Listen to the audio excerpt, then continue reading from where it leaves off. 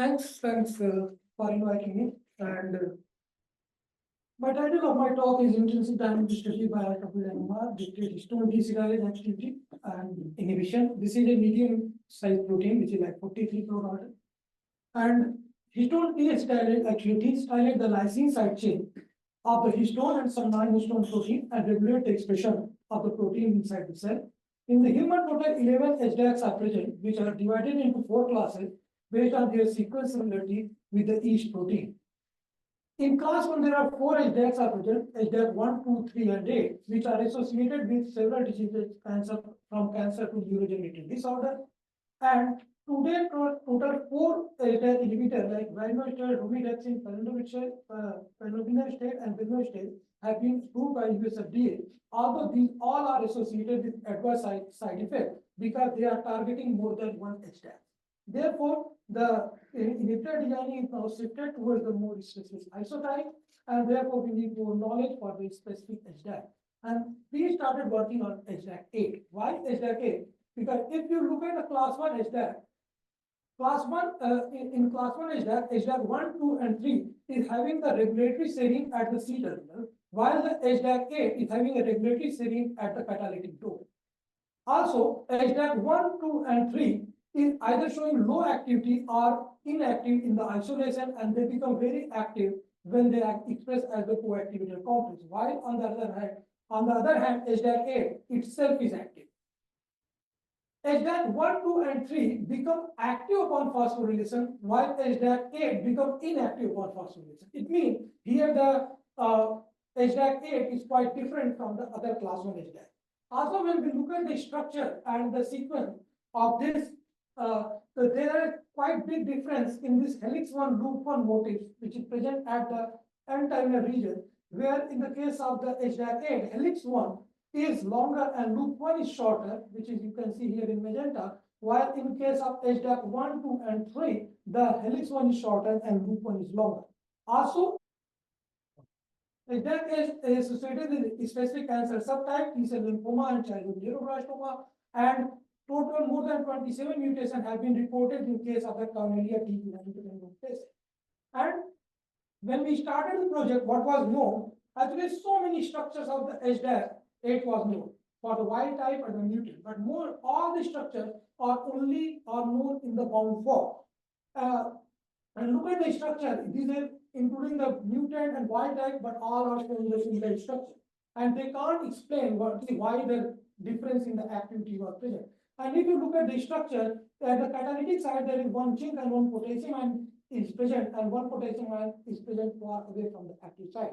Also, mechanism of de-acetylation was known on the basis of crystal structure and the biochemical activity. And also in the crystal structure, people have observed the two cavity. One cavity is where the substrate bind, that is known as binding tunnel, and they have observed one cavity adjacent to the binding tunnel, and they defined it as an internal acetate release channel to release the product acetate after the de-acetylation. And what was not known? The structure of the free form was not known. Regulation in HDAC 8 was not known. Mechanism of down regulation by phosphorylation was not known. Mechanism of regulation by two potassium ion, because one is at distal site and one is active site, and it was not known. And mechanism of product release was not. I started focusing on particularly on 4 aims. One is the illustration of mechanism of electrostatic regulation, understanding the role of function loop in the product release, investigation of intrinsic dynamics in the free as well as in the bound form, and understanding the role of function loop in the different steps of the catalysis. The first aim, where I have identified a regulatory region, and for that, because this is medium-sized protein, 43 kilodalton, we were not able to refold it. Because, therefore, we have no other option for doing the methyl. And then first thing what we did, just we assigned the 25 isoleucines present in the protein by the side-directed mutagens. And here you are getting just only for the C delta 1 of the isoleucine, you are getting just 1 P. And we assigned with the side-directed mutagens, and after that, we did the titration of the trichostatin A inhibitor, which is a competitive inhibitor and bind at the active site, and found a intermediate to slow exchange. And then you can see other than the active site residue, here this is I284 is active site residue, some residue far away from the active site like I56, I55, and I34 are showing the chemical state perturbation. And this actually belongs to this helix 1 and loop 1 and helix 2 motif. And then we thought, okay, we saw that okay, there are two methylines out here, which also can be used as a methyl probe. And then we mutated these two, and when we did the titration, we found these two are also showing a significant chemical shift upon binding of the TSA inhibitor. And if you see this region, this is the region which is different in HDAC8 with respect to the other class 1 HDAC. And therefore, we thought, okay, it could be a regulatory region. And then this is the helix 1, loop 1, and motif, where we have seen the big change in chemical state perturbation other than the active site. And then we thought, okay, we have binded the sub inhibitor at the active site, and we saw the perturbation at this region. Can we create some perturbation at this motif and see if there is the active site is also changing or not? And for that, we created few mutations like I19 to A, M27, M27 to A, M40 to A, S39 to E because it is phosphorylation mimic, and F336 to A. And if you look at the spectrum for all these mutants with respect of the wild type and bind to inhibitor, this is in the red wild type, and this is the blue wild type protein with the inhibitor. You can see all the mutants are actually in between these two peaks for most of the residues. And then when we determine the activity, and all the mutants are showing very significant loss in the activity, and when we calculated the populations from this methyl protein spectrum, we found a linear correlationship between the enzymatic activity and the population. And then since these two active site and this site is really bidirectionally communicated, therefore we define it as an allosteric site. And also it is having S39 residue, which was known to be phosphorylated and make the protein inactive. Then I focused on the second project, which is actually understanding the role of functional loop in the product release. But this one I achieved only mainly by the molecular dynamics simulation. That's why I'm not going to discuss in detail. But in summary, what I found here, how the Y306, not only Y306, and some other catalytic residue as well, how this aromatic side chain flip orchestrate the movement of the functional loop and make the active site more solvent exposed to facilitate the product release. Then I investigated my third and fourth thing, that the investigation of the intrinsic structural dynamics in the free and bound form, and understanding the role of functional loop in the different steps of the catalysis. And for that, first thing what I did a structure-based assignment of ILVM spectrum of the HDAC, where we are getting one peak for isoleucine delta 1, 2 peak for isoleucine valine gamma 1 gamma 2, 2 peak for leucine gamma 1 delta 1 delta 2, and 1 peak for methylase CH, which actually cover the 25% of primary amino acid sequence. But you can see actually it is covering the whole tertiary structure. It means we have enough number of probes to study the dynamics of the protein and some other studies. The first thing I just iterated again the trichostatic inhibitor and determined the KD value, and I found the KD value of 5 micromolar. And people have reported with the ITC like 1 micromolar, which match quite well. And then my next thing was to characterize the millisecond dynamics in the protein. For that, I use relaxation dispersion method, because this relaxation dispersion method is sensitive to millisecond time scale motion, which is the time scale for substrate inhibitor binding, catalysis, and allosteric regulation. Also, it can identify high energy state in the enzyme.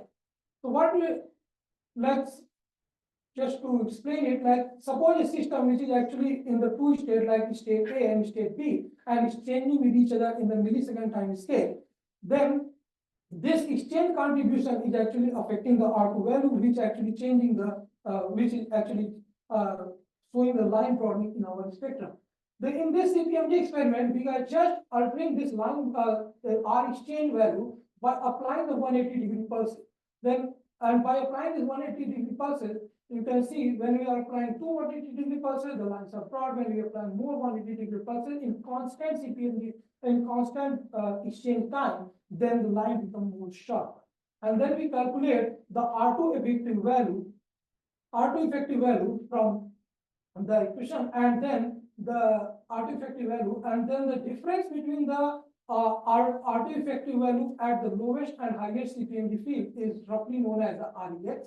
And when we fit the data, then we found we used to get two global parameters. One is the population of the excited state, also the exchange rate between these two states. Other than that, we get residue specific parameter, that is delta omega, that is the chemical state difference between the ground and excited state, which will help to understand the structure of the excited state. Then I start using this experiment for this De-acetylase. So I recorded the data at 600, 800, and 950 megahertz. Because the exchange contribution will increase with the increase in the magnetic field, and some residues are showing there is tiny dispersion at the 600 megahertz. We thought, okay, better to go to a bigger field so that dispersion will be very clear. And then in the relaxation dispersion experiment, we found this 4 regions of the protein, L1, L2, L6, and the catalytic region are showing the dispersion in the free form as well as in the bound form with the TSA. And I define this as catalytic region because it is having one histidine 143, which directly involved at the hydrolysis state. Then the question arises, can we fit all this data together? We can, if they are in the same process. But look at here, catalytic region is entirely in a different process than the loop region. It means we can't fit this catalytic region with this loop region. Also, when we added the TSA, the REX value of this L1, L2, and L6 region got increased, while the REX value of the catalytic region got decreased. It means they are really, really different. Also, within the L1, L2, and L6 region, in L1 region, with the decreasing temperature, REX value decreases, while in the case of L2, L6 region, the REX value increases with the decrease in temperature. It means I have to perform 3 separate fittings, L1 separately, L2, L6 separately, and the catalytic region separate. And then I perform the fitting, and I found the data for the catalytic region is best fitted in 2-state model, while the data for the L1 and L2, L6 region are best fitted in the 3-state model. In the free form, the data is best fitted in the bifocal model, while in the case of the inhibitor bound form, the data is best fitted in the linear model. Then after the fitting, what I got the population of the ground state, population of the excited state, and also the exchange rate between these states. Now the question arises, what are these excited states? And for that, because the CPMD fitting used to get the delta omega between the ground state and excited state, which we can use to understand the structure of the excited state. And when I look at the chemical shift chain upon the binding of the TSA inhibitor in my methyl protein spectrum, it is showing linear correlation shift for the delta omega of the excited state 1. What does that mean? It means the first excited state in free form is bound state, and first excited state in the bound form is the free state. Similarly, then I thought, okay, what is the second excited state? Then I titrated with another inhibitor known as the DCPR.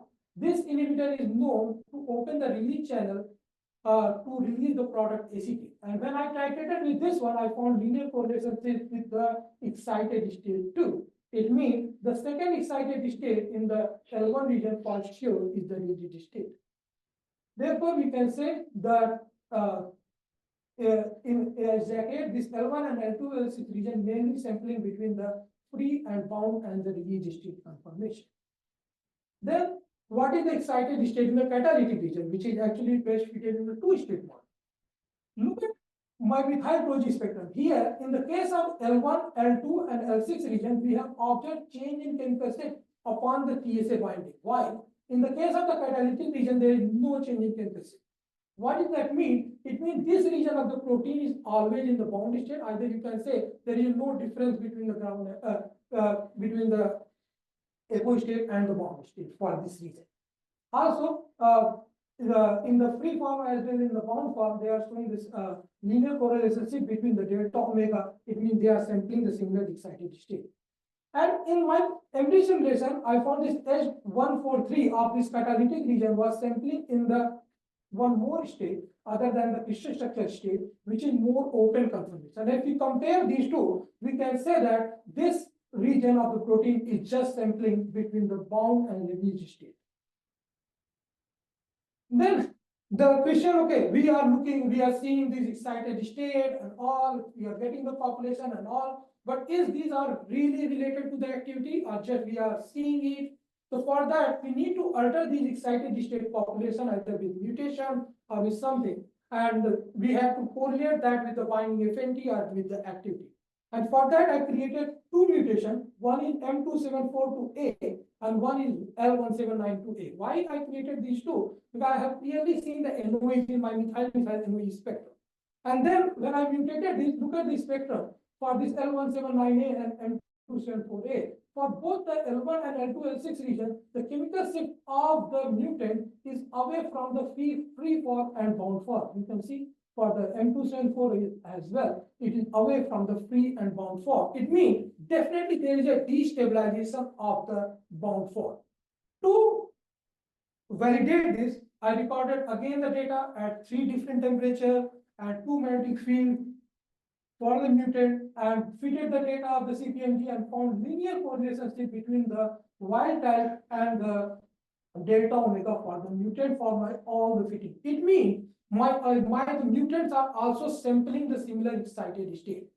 However, there is a decrease in the population of the excited state 1 in case of L179A. At the 298, it is from 10 to 1%.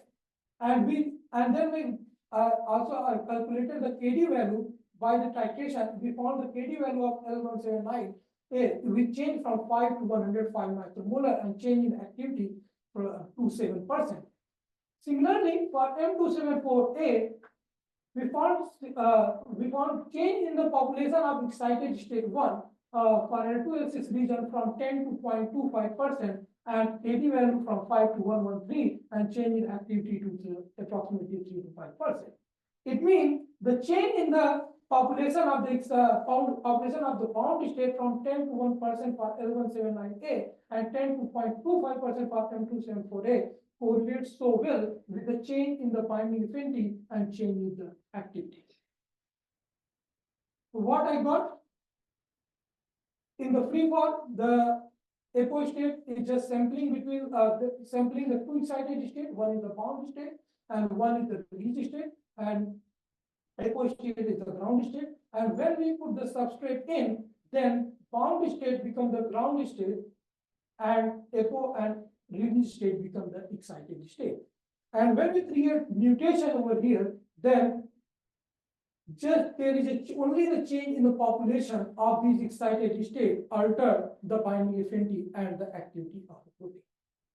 Now we thought, okay, can we put all this together and create and try to find out a mechanism for the dynamics? And then we first hypothesized the 5 species in the catalytic cycle of HDAC. One is enzyme, then enzyme bound to substrate, then enzyme bound to the two product acetate and product lysine side chain. Then there are two possibilities. Either acetate will reach first and then enzyme will bound to product lysine. Either product lysine will reach first and enzyme will bound to the only the acetate. Then we hypothesize, okay, we make an assumption that enzyme preform and enzyme bound to acetate will show the similar dynamics. That's why we have shown in the same color. Because here the active site is free. Enzyme bound to substrate, enzyme bound to two product, enzyme bound to product lysine will show the similar dynamics because here the active site is occupied. Then within each state, we can think about the 18 states. Because L1 is in 3 states, L2 is in 3 states, and catalytic region in the two state. And from our CPMG data, we already know, okay, this Histone dissociation is going to happen only from this state, and this is the state where the histone structure is formed. It means the hydrolysis is going to happen only from this state. Then, and we have all these rates from our CPMG experiment. Then we can calculate the population. We can calculate the concentration of each state by the differential equation. And then we want to find out at the which state actually the substrate binding will happen and at which state the product dissociation is going to happen. And for that, we perform a least square fit where we determine the KD value of the inhibitor, K off rate, and we determine the K cat over K. And we found the lowest chi-square for these two states. It means this lysine product substrate binding and dissociation is going to happen only from these two states, and lysine product dissociation is also going to happen only from these two states. And then we thought, okay, can we validate this? So for the validation, what we did, we just thought, okay, let's remove the wild type data and replace with the mutant. Only we are removing the CPMG data, we are not changing anything else. Then I try to predict the enzymatic parameter. And then we replaced the data of the wild type with M274A and predicted the value of the KD, K off rate of the TSA and K cat over KM, and which matched quite well with the experimental value. What does that mean? It means all the enzymatic parameter is actually encoded in the tags. So what I got, I identified and characterized allosteric regulation in the protein, measured the binding affinity of the protein both in the wild type and for the mutant. Identified two high energy functional states sampled at the millisecond time scale, and we discovered that enzymatic activity, inhibitor affinity, and inhibitor residence time of a decade all are encoded in the intrinsic diagrams. At the end, I want to acknowledge my supervisor, Professor D. Fleming Hansen, and my lab mates. Special thanks to Lucas Simmons and Nico, who is the co-author in my first publication.